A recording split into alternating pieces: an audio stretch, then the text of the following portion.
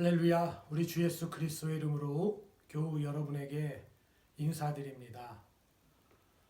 민속의 명절 추석에도 주님의 은혜와 평화가 여러분의 삶 가운데 항상 충만하기를 간절히 바라고 기도합니다.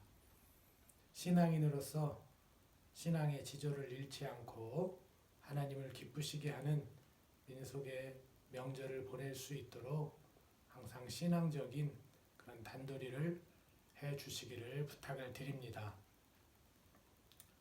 오늘은 성서일과 나해 성령 강림 후 제17주 기독교 교육 진흥 주일입니다.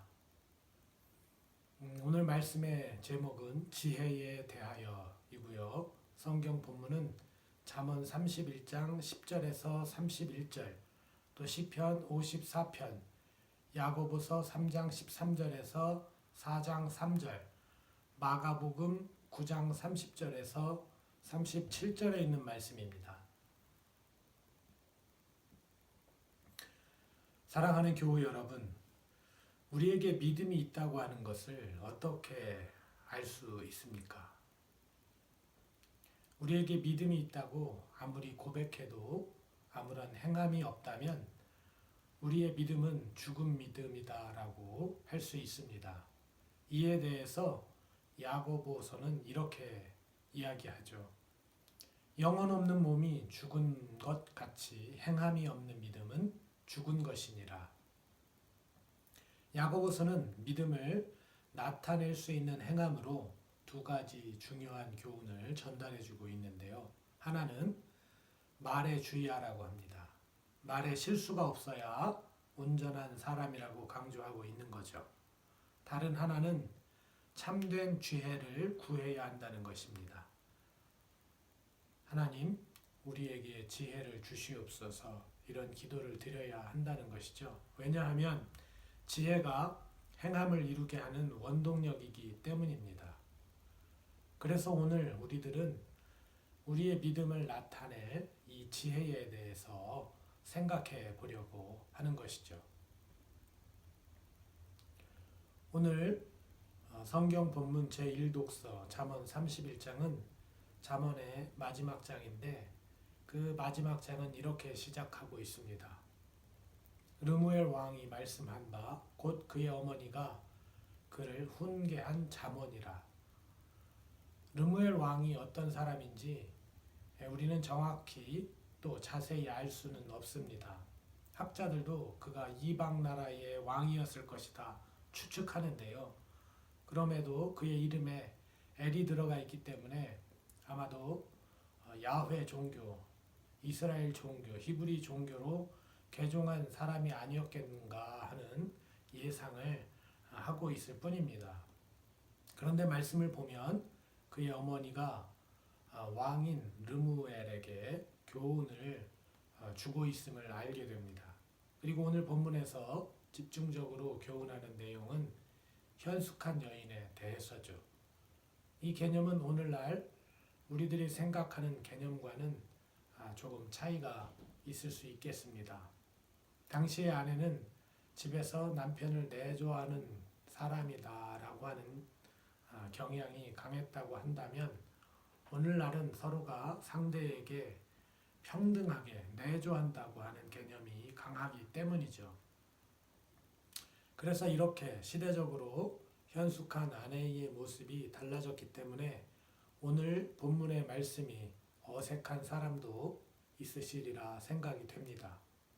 그러나 우리는 오늘 본문을 통해서 당시에 어떻게 행동해야 지혜로운 여인이라고 여겨졌는지를 생각해 볼 수 있고, 그리고 그 가운데에 지혜의 본질 또 결론에 있어서는 당시와 오늘이 크게 신앙적으로 다르지 않다고 하는 것을 깨달을 수가 있을 것 같습니다. 오늘 르무엘 어머니의 교훈을 한마디로 요약하면 현숙한 여인을 아내로 맞이하라 이겠죠. 아마도 르무엘 왕의 어머니는 현숙한 아내를 맞이하는 것만큼 중요한 일은 없다고 생각한 것이 아니었을까요? 그래서 현숙한 여인을 얻은 사람이 진주보다 더한 것을 얻은 것이다 라고 말하고 있습니다. 누가 현숙한 여인을 찾아 얻겠느냐? 그의 값은 진주보다 더하니라. 그러면서 현숙한 아내가 어떤 여인인지 이야기하죠. 르무엘 왕의 어머니가 말하는 현숙한 아내는 가정을 위해 헌신적으로 노력을 기울이고 남편의 성공에 결정적으로 힘을 보탠다고 합니다. 집안의 구성원들도 일일이 살피면서 부지런히 일을 하고 그런 와중에도 소외되고 가난한 사람을 외면하지 않고 그들을 돌보는 일까지도 한다고 하죠. 그의 가정은 홍색이나 자색의 옷을 입어서 집안의 풍성함을 잘 드러내고 현숙한 여인의 입에서는 지혜를 베풀고 사람을 사랑하는 법을 말한다고 말하고 있습니다. 자녀들을 훈계하고 집안의 사람들을 대할 때에도 자비로운 말을 통해서 이끌어 간다고 하면서 이런 현숙한 여인을 얻는 것이 최고의 복이라고 말하고 있습니다. 이러한 여인이 잠언이 쓰여질 당시에 생각하던 현숙한 아내의 상이라고 할 수 있습니다. 여인의 아름다움이 거짓되고 또 헛되지만 오직 여호와를 경외하는 여자가 칭찬을 받는다고 하는 결론적인 말씀을 하고 있는데 오늘날 우리들에게 더더욱 다가오는 그런 교훈은 아니겠지만 당시 르무엘 왕의 어머니는 그렇게 믿고 있었음을 우리는 오늘 본문을 통해서 알게 됩니다.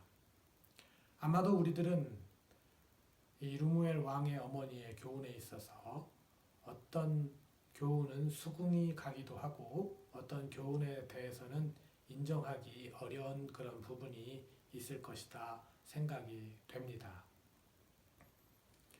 오늘날 우리들은 사람들을 상대하는 법이 예전과 많이 달라졌다는 생각이 듭니다. 알게 모르게 많이 변한 것이죠. 그래서 사실 오늘 이 자리에서 무엇이 옳다, 그르다를 이야기하는 그런 시점도 지났다고 하는 생각이 듭니다. 왜냐하면 그런 이야기를 꺼내게 되면 다툼이 되기 때문입니다. 예전에는 이랬는데 오늘날은 그렇지 않다고 말하면 오늘날 많은 이들이 이에 동의하지 않고 이로 인해서 다툼이 벌어지기 때문이죠. 이전을 살아온 사람들에게 있어서 지금보다 예전이 더 좋았던 것 같아 꺼낸 말이지만 오늘날 이 시대를 살아가는 이들에게는 금방 시대 위에 뒤처진 사람들로 비춰지기 때문입니다. 그런데 여호와를 경외하는 여자가 칭찬을 받는다라고 하는 르무엘 왕의 어머니 그 교훈의 결론적인 말씀에 대해서 우리는 진리의 말씀으로 받아들여야 된다 생각을 합니다. 이것이 오늘 본문에서 현숙한 아내가 갖추어야 할 결론적인 모습인데 과연 그렇다라고 우리가 인정할 수 있어야 하는 것이죠.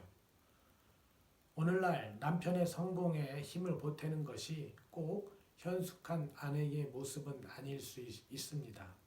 왜냐하면 아내의 포지션, 즉 아내의 위상이 예전과는 분명하게 달라졌기 때문입니다.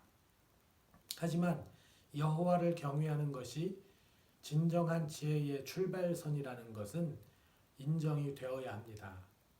이것을 억지스럽게 받아들여서는 안 될 것 같습니다. 사실 우리 그리스도인들은 이것을 믿는 사람들이죠. 여호와를 경외함이 바탕이 된 사람이 온전히 지혜로운 모습을 나타낼 수 있다고 믿고 있는 것입니다. 르무엘 왕의 어머니는 하나님을 경외하는 현숙한 여인을 아내로 맞이하는 것이 중요하다는 것을 알았고 믿었습니다. 그런 여인이 가정도 살리고 주변도 아름답게 하는 것을 알았던 것이지요.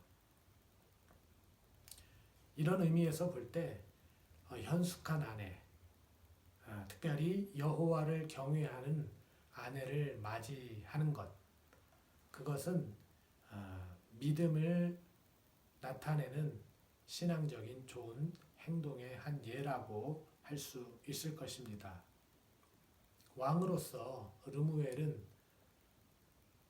세상에 좋은 조건을 가진 여인을 아내로 맞이할 수가 있었습니다. 그러나 그의 어머니는 그에게 세상의 조건이 아닌 여호와를 경외하는 여인을 아내로 맞아야 한다는 중요한 교훈을 주고 있기 때문이죠. 이제 우리가 다시 야고보서의 말씀으로 돌아가 보겠습니다. 사람들은 지혜가 눈에 보이는 형상이 아니기 때문에 입으로만 떠들면서 마치 모든 지혜를 소유한 것처럼 자랑하죠. 지혜라고 하면 우선 머리가 좋고 공부를 잘하는 사람이 또 지닌 또 많은 경험을 한 사람들이 가지고 있는 개념으로 이해를 합니다.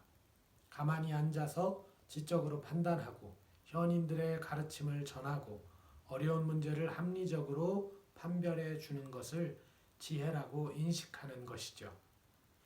그러나 성경은 그 지혜를 온유하게 행동으로 내보여야 한다 말하고 있습니다.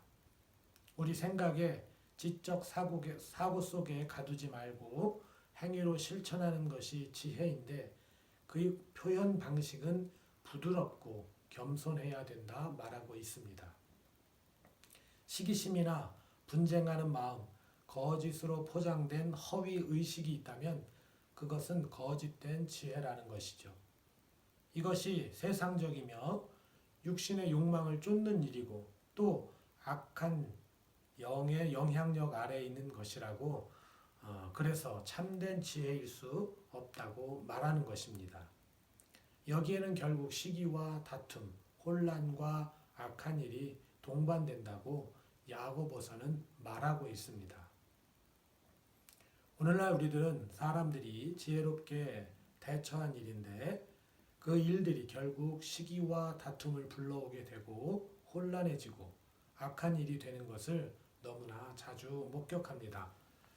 사람들이 정말 지혜를 짜내서 실행한 일들인데 어쩜 그렇게 시기와 다툼이 일어나고 어려움을 겪게 되는지 알 수 없는 그런 일들입니다.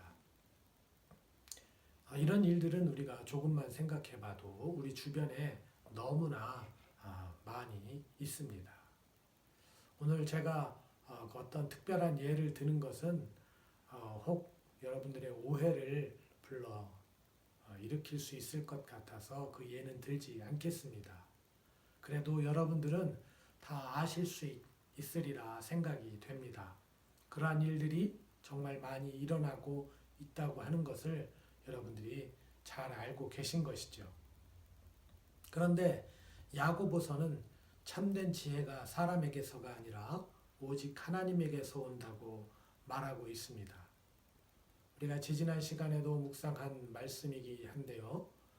야고보서 1장 17절에 있는 말씀입니다. 온갖 좋은 은사와 온전한 선물이 다 위로부터 빛들의 아버지께로부터 내려오나니 그는 변함도 없으시고 회전하는 그림자도 없으시니라. 그 연장에서 오늘 야고보서 말씀을 보면 위로부터 난 지혜의 특징이 성결, 화평, 관용, 양순, 긍휼, 선한 열매, 편견과 거짓 없음 이것으로 말하고 있습니다. 이것이 하나님에게서 내려오는 지혜의 선물 목록인 것이지요. 예수님께서 가르쳐 주신 산상수훈의 내용과도 유사하고 의의 열매로 그 결과를 매듭짓고 있습니다. 참된 지혜를 소유한 결과는 하나님 나라의 의를 소유하게 된다고 말이죠. 야고보서는 지혜는 다툼이 아니라 화평을 만든다고 합니다. 이것은 예수님의 제자들도 마찬가지였습니다. 참 지혜이신 예수님을 오해한 그들은 결국 무엇 때문에 오늘 성서일과 본문에서 다투고 있습니까? 주님이 세우실 나라에서 누가 좋은 자리에 오를 것인지에 대한 문제로 그들이 다투고 있습니다. 그들에게 하나님의 지혜보다는 세상에서 좋은 위치를 탐하고 있었기 때문에 그들은 예수님의 제자들이라는 위치도 망각하고 더 좋은 위상을 얻기 위해서 다투고 있었던 것입니다. 그러나 예수님이 제시해 주신 것은 서로 영접하라는 것이죠. 높아지려고 하는 세상의 지혜와 가치를 가지고 있으면 오히려 낮아지고 하늘의 가치를 가진 자들이 높아진다고 말씀하고 있는 것입니다. 그래서 우리가 믿음을 가지고 있는 자들이라고 한다면, 그래서 지혜를 추구하는 그런 사람들이라고 한다면, 세상적인 지혜를 가지고 세상에서 좋은 위치를 탐하고 그것을 위해서 다투는 것이 아니라 서로 존중하고 높이는 것이 우리의 믿음을 보이는 것이다 라고 말할 수 있을 것 같습니다. 사랑하는 교우 여러분, 우리가 세상과 벗하게 되면 찾아오는 것이 악한 영의 유혹입니다. 우리가 세상과 벗을 하게 되었을 때 찾아오는 이 악한 영의 유혹은 우리의 힘으로 도저히 끊어내기 어려운 일들입니다. 그러므로 우리는 양이 그의 목자를 의지하듯 하나님을 의지하지 않으면 그 영향력을 벗어날 수가 없습니다. 그래서 우리는 하나님의 지혜를 구하고 그 지혜가 가르쳐주고 지시하는 대로 실천할 수 있도록 하나님을 의지해야 하는 것입니다. 그럴 때 우리는 원수도 사랑하게 되고 왼뺨을 때리면 오른뺨도 돌려댈 수 있을 것입니다. 그러므로 우리는 성결, 화평, 관용, 양순, 긍휼, 선한 연매, 편견과 거짓 없음 등을 구하고 추구하는 믿음의 사람들이 되어야 할 것입니다. 살면서 사람들이 보기에 지혜롭고 현명한 선택을 할 수도 있습니다. 사실은 그 유혹이 강합니다. 그것이 더 옳아 보입니다. 하나님의 지혜를 따라서 행동하는 것이 미련해 보입니다. 그러나 우리는 하나님께서 보시기에 지혜롭고 현명한 선택을 하는 자들이 되어야 합니다. 그것이 바로 우리에게 믿음이 있음을 드러내는 방법이기 때문입니다. 사람들의 지혜는 아무리 지혜로운 것처럼 보여도 분명 분쟁을 만들어냅니다. 그러나 하나님의 지혜는 화평을 만들고 하나님의 의의 열매를 이루게 될 것입니다.